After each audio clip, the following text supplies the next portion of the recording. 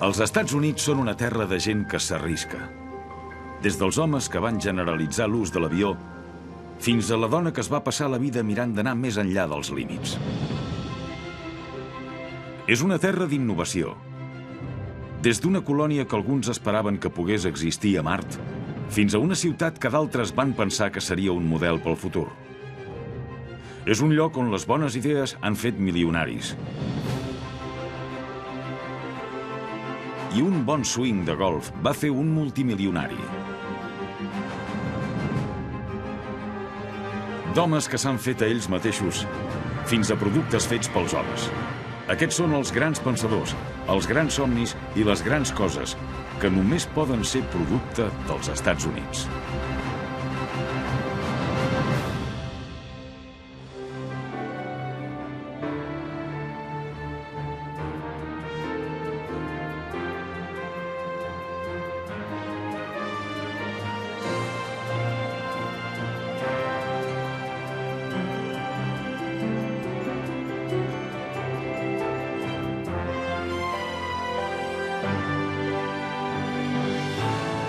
Els Estats Units des de l'aire. Producte dels Estats Units.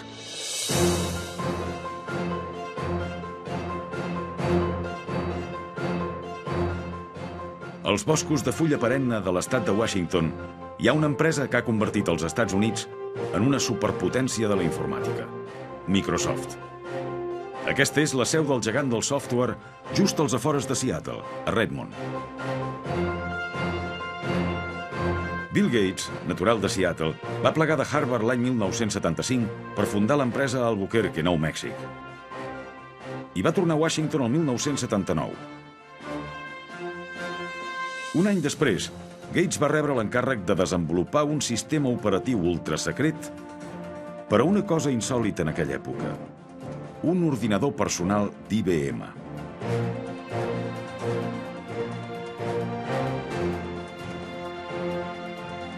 A Redmond, els empleats de Microsoft tenen avantatges com un camp de futbol, un de beisbol i 25 cafeteries de gran qualitat.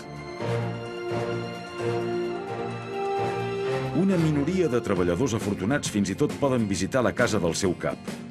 Una prova que als Estats Units s'hi poden guanyar molts diners. La finca del multimilionari Bill Gates, al llac Washington, té una sala de recepcions i espais per conferències, per si s'ha d'emportar la feina a casa. En una de les biblioteques hi ha un quadern de Leonardo da Vinci que Gates va comprar l'any 1994 per més de 30 milions de dòlars.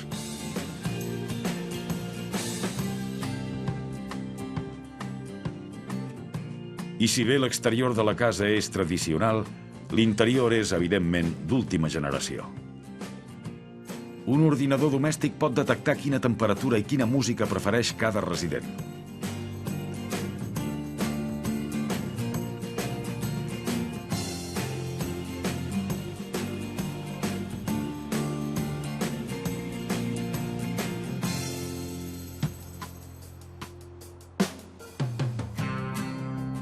Una altra gran marca nord-americana originària de Seattle és Starbucks. La companyia va començar com una botigueta que va obrir l'any 1971 al mercat de Pike Place.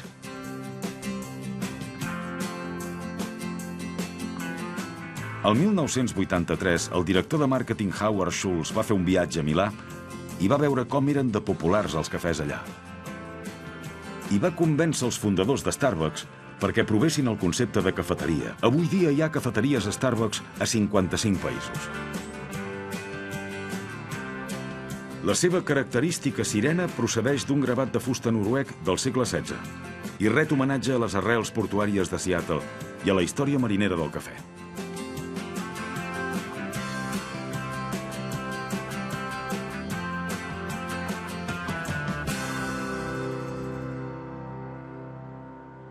Un habitant de Washington, amant de la natura, va fer fortuna als Estats Units després d'una experiència gairebé mortal. Als anys 30, un home que es deia Eddie Bauer carretejava el peix que anava a pescar a la península d'Olímpic. De seguida va començar a suar amb la roba de llana que portava i va patir una hipotèrmia. Després d'aquella experiència, Bauer es va empescar la idea d'una jaqueta transpirable de plomes d'oca un invent que va revolucionar la roba d'hivern. El seu gran èxit va arribar amb la Segona Guerra Mundial, quan les jaquetes amb folre de plomes que va dissenyar pels pilots de caces es van convertir en l'última moda. Durant la guerra també va fer fortuna un altre empresari de Washington que es deia William Boeing. Boeing va volar per primera vegada com a passatger l'any 1914, només 11 anys després del primer vol dels germans Wright. Boeing dirigia una pròspera empresa fustera, però després d'enlairar-se va decidir que podia construir un avió millor. En 2 anys va aprendre a pilotar, va contractar enginyers i va fer un vol de prova amb el seu nou avió.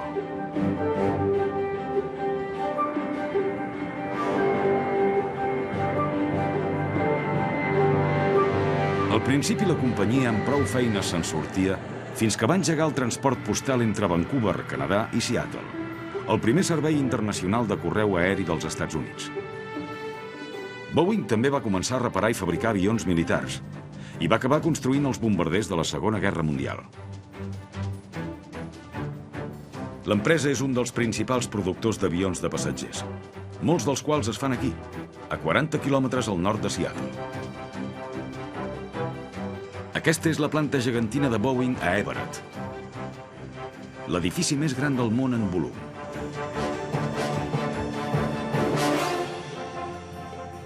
Per dins, és l'equivalent a 75 camps de futbol.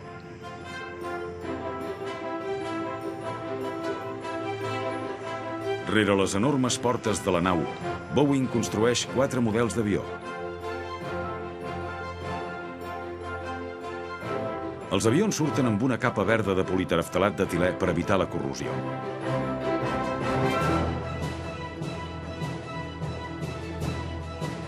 També es fabrica aquí el Dreamliner 787, que ofereix als passatgers wifi, televisió en directe i la possibilitat de fer servir els mòbils.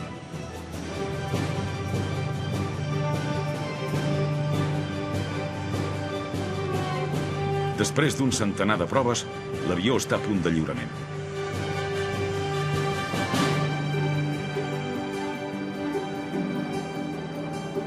Però William Boeing no va ser l'únic fascinat pel vol. També s'enlairava un homòleg inconformista a Kansas.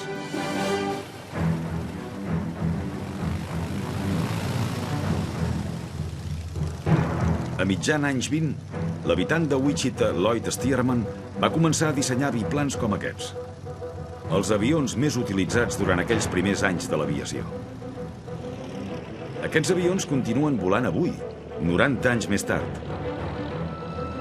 Un biplà Stearman fins i tot tenia un paper destacat a la pel·lícula d'Alfred Hitchcock Perseguit per la mort, on l'utilitzaven per empaitar Cary Grant amb la intenció de matar-lo.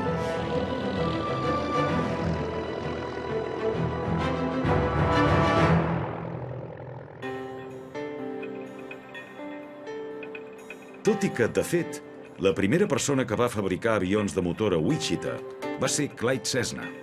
Cessna va aconseguir envolar-se amb un monoplà l'any 1911 i posteriorment va batre molts rècords de velocitat.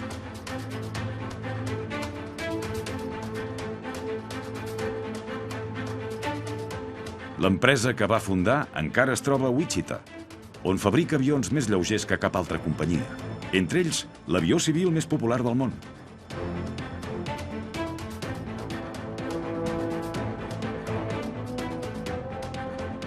A 8 quilòmetres de distància hi ha la Hawker Beechcraft, una companyia creada per un home amb unes metes que molts creien impossibles. Walter Beech volia fer un avió ràpid de 5 places amb un interior luxós i ho va aconseguir amb una altra novetat, el tren d'aterratge retràctil.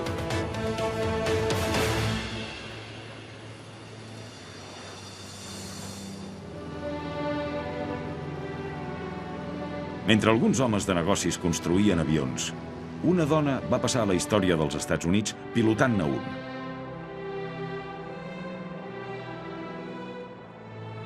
Amelia Earhart va néixer a Hutchinson, on l'artista de Kansas Stan Hart li va retre homenatge amb un retrat de terra de 4.000 metres quadrats.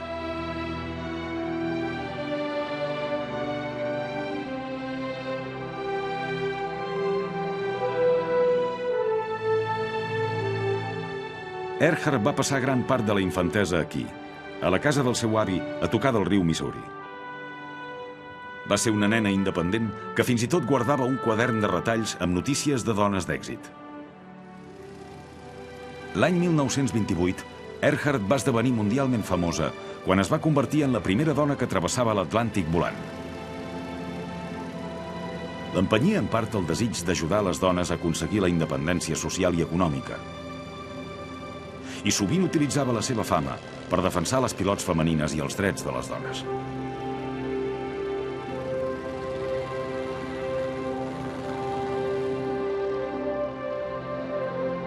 Però el seu intent de ser la primera dona que feia la volta al món va acabar tràgicament quan va desaparèixer al Pacífic. Una mort misteriosa que de vegades eclipsa tota una vida d'èxits.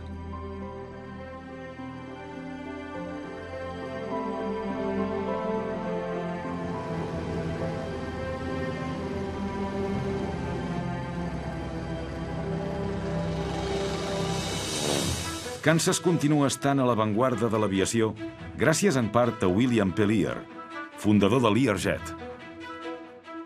Lear va traslladar la seva empresa de Suïssa a Wichita a l'estiu del 1962.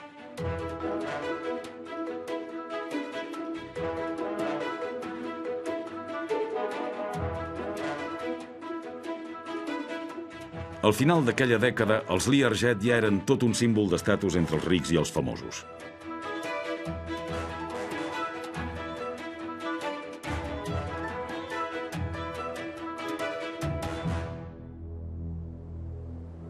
A les planes remotes de l'oest de Kansas, hi ha un poble que s'ha reconstruït després d'una tragèdia devastadora.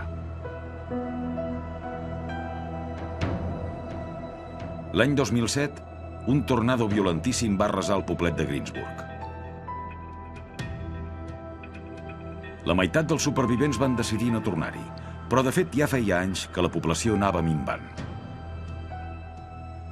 Els líders municipals van decidir que no només calia reconstruir el poble, sinó també revitalitzar-lo. I van tenir la idea de convertir Greensburg en el poble més verd dels Estats Units.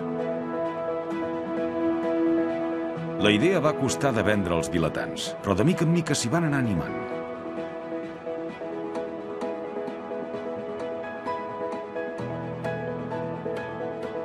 Aviat es van construir cases ecològiques com aquesta, que prenia per model una sitja que havia resistit els vents de 320 km/h del tornado.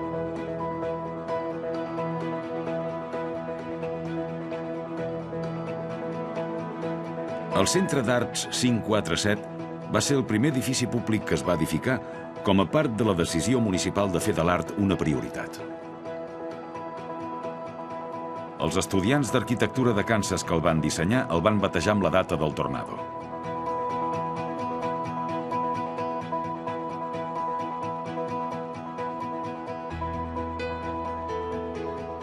La biblioteca i el museu municipals, que també van quedar destruïts, ara conviuen al premiat edifici comunitari del comtat de Kiowa. El sostre voladís, els tendals i els arbres controlen la quantitat de llum i de calor que hi entra, mentre unes plaques solars generen energia.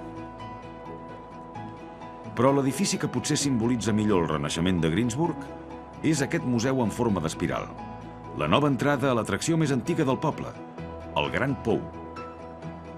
L'edifici es troba al damunt del pou excavat a mà més gran del món.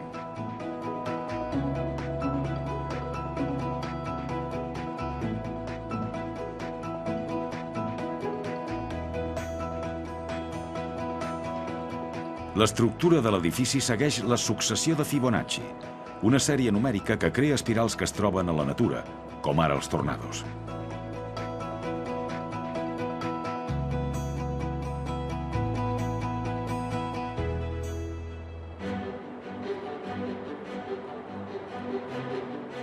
Kansas també ha ajudat a fer dels Estats Units un país més ecològic, aprofitant la força del vent.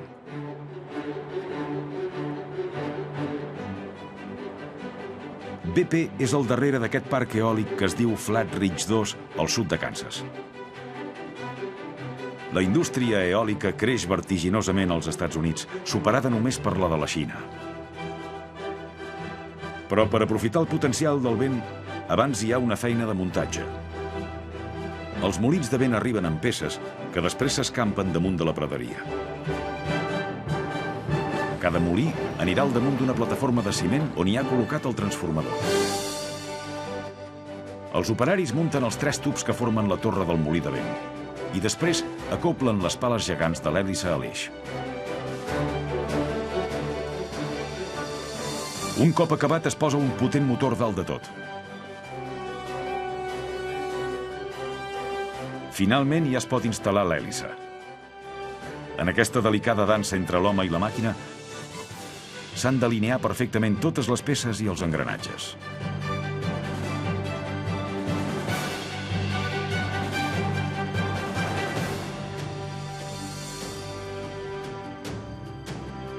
Quan els treballadors hagin acabat, 262 molins de vent s'aixecaran al damunt de les planes de Kansas i generaran prou electricitat per a 125.000 cases.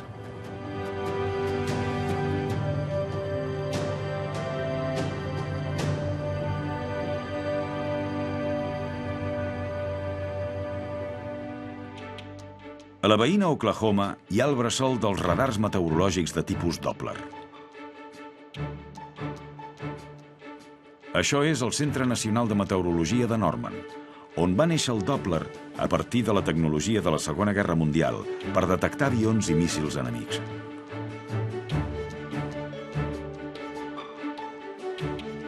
L'any 1964 el radar va permetre als científics mesurar per primera vegada el moviment dins d'una tempesta.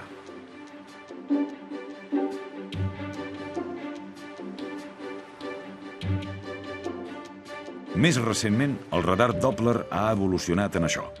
Se'n diu radar polarimètric i és un dels radars de més alta resolució de la seva mena. Els investigadors l'utilitzen per predir les tempestes violentes, una necessitat al corredor dels tornados.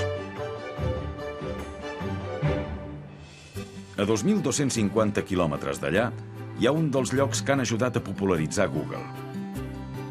Això és la granja de servidors de l'empresa a Dalles, Oregon. Dins hi ha desenes de milers de processadors que formen part del Googleplex, l'ordinador col·lectiu més gran del planeta. I alimentar tot això genera molta calor, motiu pel qual la granja de servidors és a prop del riu Columbia.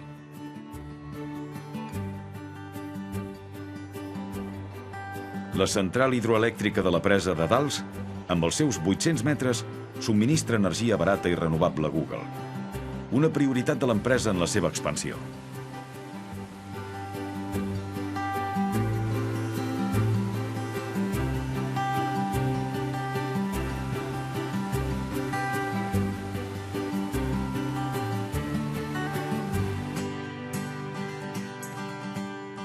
A l'oest d'Oregon hi ha la pista que va ajudar a crear un gegant de la roba esportiva, Nike. Això és Hayward Field, de la Universitat d'Oregon, la pista d'atletisme dels Estats Units, situada a Eugene.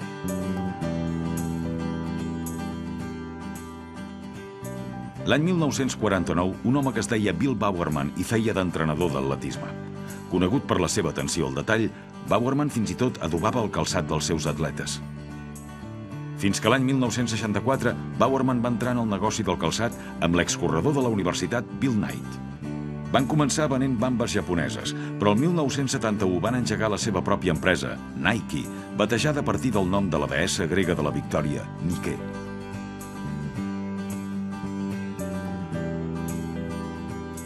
A la seu de la companyia, a Beaverton, Nike encara busca maneres d'ajudar els corredors i convida els millors esportistes a entrenar-s'hi.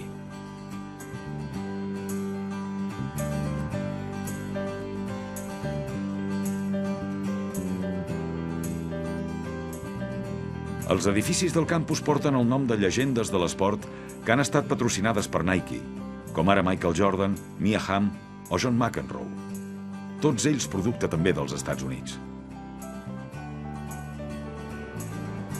Al costat de les aigües cristal·lines de l'illa de Júpiter, a Florida, hi ha la casa d'un altre esportista que ha triomfat als Estats Units. Això és la finca de 5 hectàrees del multimilionari golfista Tiger Woods, que es va convertir en la seva residència habitual després de la sonada separació de la seva esposa Elin Nordegren l'any 2010. A la propietat hi ha 4 greens, cadascun amb un tipus de gespa diferent per copiar camps de debò.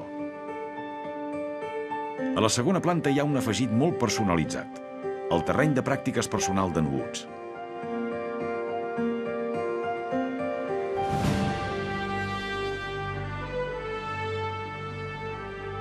Més al nord de la costa de Florida, hi ha una ciutat que ha donat als Estats Units el lideratge de l'exploració espacial. Cap Canaveral acull el Centre Espacial Kennedy, un testimoni perdurable de la força de l'enginy americà.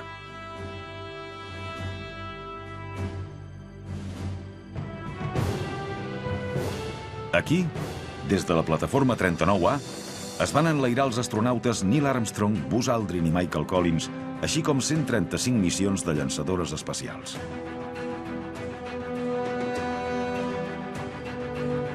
Domina aquesta franja de costa l'edifici de muntatge de vehicles de la NASA.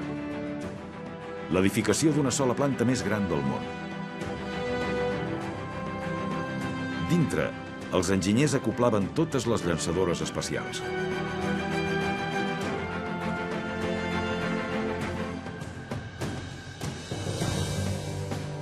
Abans de l'enlairament, les llançadores eren transportades per aquest camí de 40 metres d'amplada anomenat el Camí Lent.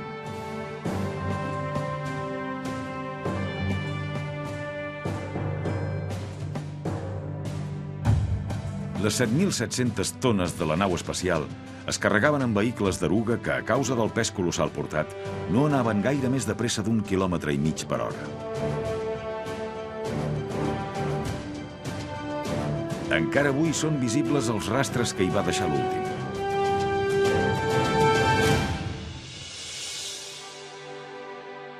També era aquí on tornaven a la Terra els astronautes, que havien de mirar d'aterrar entre les dues franges negres a l'asfalt.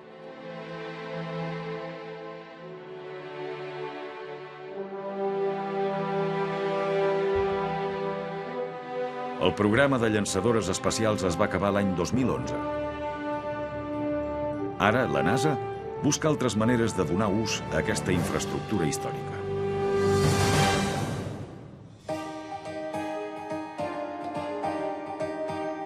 Per molt que Florida sigui famosa per les seves taronges, producte dels Estats Units, de fet aquesta fruita no és natural de l'estat. La van portar els colons espanyols des de la Xina al segle XVI.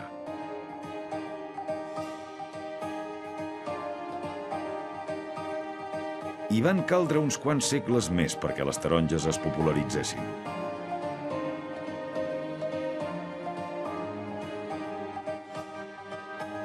Les taronges maduren a la tardor i es contracten milers de treballadors immigrants per fer la collita.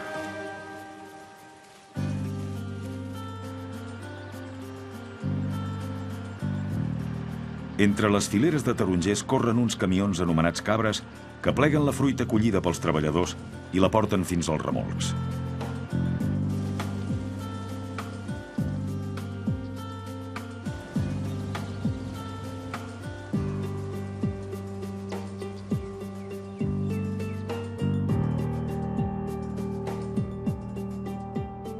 Llavors les taronges van a les plantes de processament com aquesta, propietat de Florida's Natural. Aquesta empresa va començar l'any 1933 com una petita cooperativa. Ara és un dels principals productors de suc de taronja del país.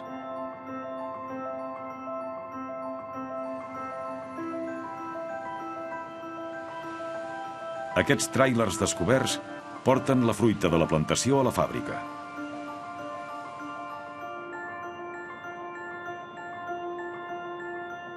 Aquí cada any converteixen milions de taronges en polpa, de la qual extreuen el suc que pasteuritzaran i embotellaran per poder-lo comercialitzar arreu del món.